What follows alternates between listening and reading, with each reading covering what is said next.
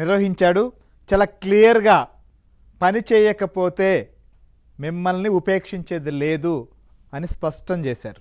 ముఖ్యంగా పదవి ఎవరికీ శాశ్వతం కాదు. పని చేసినంత కాలం ఖచ్చితంగా మీరు ప్రజలకు బద్దులై పనిచేయాలి.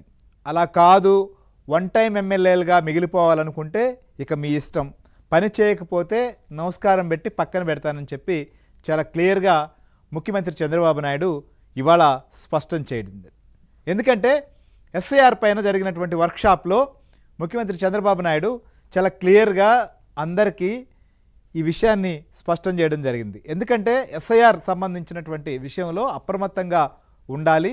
ఖచ్చితంగా ప్రతి ఒక్కరూ అక్కడ గ్రౌండ్ లెవెల్లో ఉన్నటువంటి పరిస్థితిని ఏ ఓటర్ కూడా కోల్పోకుండా ఖచ్చితంగా ప్రతి ఒక్కరూ ఓటర్ల జాబితాలో ఉండేలా సమన్వయంతో పనిచేయాలి. కూటమి సంబంధించిన పార్టీలు, తెలుగుదేశం పార్టీ, భారతీయ జనతా పార్టీ, జనసేనకు సంబంధించినటువంటి వారిని అందరినీ కలుపుకొని ఇది పనిచేయాలి అనేటువంటిది ఆయన స్పష్టం చేశారు. సో అందులో భాగంగా ఎక్కడైనా ఇక్కడ ఆధిపత్యానికో లేకపోతే అనవసరంగా మాట్లాడడమో లేకపోతే నోరు పారేసుకోవడం లాంటివి మాత్రం ఎట్టి పరిస్థితుల్లో చేయకూడదు అని కీలకంగా ఆయన ఒక సందేశం అయితే ఇచ్చారు ఇవాళ. ఎందుకంటే ఇప్పటికే కొంతమంది ఎమ్మెల్యేలను పిలిచి మాట్లాడడం కావచ్చు, లేదా రాష్ట్ర పార్టీ అధ్యక్షుడు మాట్లాడడం, ఇలాంటివన్నీ జరుగుతూ వస్తున్నాయి. కొంతమంది ఎమ్మెల్యేల వ్యవహార శైలిపైన కానీ లేదా ముఖ్య ఇన్ఛార్జీలుగా ఉన్నటువంటి వారు ఎక్కడైనా కట్టుదప్పితే. సో ఇప్పుడు ఎందుకంటే మనం పశ్చిమ బెంగాల్ కానీ తమిళనాడు ఎన్నికల ఫలితాలు వచ్చినప్పటి నుంచి చాలా క్లియర్గా ఎమ్మెల్యేలకు మాత్రం ముఖ్యమంత్రి అర్థమయ్యేలా ఒక విషయాన్ని స్పష్టం చేస్తున్నారు. అక్కడ ఆ రాష్ట్రాల్లో అధికారంలో ఉన్నటువంటి పార్టీలు ఎందుకు ఓడిపోతాయి, ఎందుకు ఓడిపోయాయి.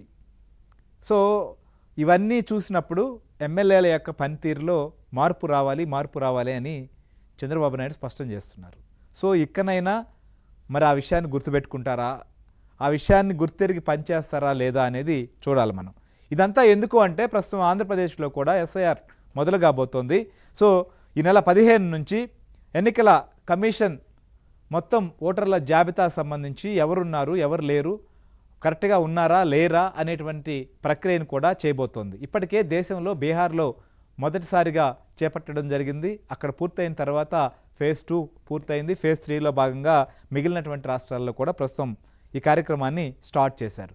సో మనం చూస్తే బీహార్లో దాదాపు 47 లక్షల ఓటర్లను కూడా తొలగించడం జరిగింది. అంటే అది కేవలం ఓటు హక్కు అన్ని అర్హతలు కలిగినటువంటి వారిని తొలగించిన ప్రక్రియ కాదు. జాబితాలో లేకపోవడం కావచ్చు, లేకపోతే వారికి సంబంధించినటువంటి వివరాలు కరెక్ట్గా లేకపోవడం కానీ, లేకపోతే ఇలాంటి ప్రక్రియ వాళ్ళు చనిపోయిన ఓటర్లను తొలగించకపోవడం, డబ్లింగ్ ఓటర్స్ ఉండడం, ఇట్లా రకరకాల కారణాలతో వీటన్నిటిని కూడా పక్కన పెట్టారు. ఆ తర్వాత ఉత్తరప్రదేశ్ కావచ్చు, ఛత్తీస్గఢ్ కావచ్చు, లేదా తమిళనాడు, పాండిచ్చేరి, కేరళ, ఇట్లా అనేక రాష్ట్రాల్లో కూడా చేస్తూ వచ్చారు. సో ఇప్పటి వరకు జరిగినటువంటి రాష్ట్రాల్లో అత్యధికంగా మనం చూసినప్పుడు దాదాపు 12% ఓటర్లు కూడా ఉత్తరప్రదేశ్లో అయితే 12% మొత్తం ఆ రాష్ట్రంలో ఉన్నటువంటి ఓటర్ల జాబితాలో 12% ఓటర్లను తొలగించినటువంటి పరిస్థితి. పశ్చిమ బెంగాల్లో 91 లక్షల ఓట్లను తొలగించారు. సో వాటిల్లో కొంతమంది మళ్ళీ కూడా యాడ్ చేసుకోవడం జరిగింది.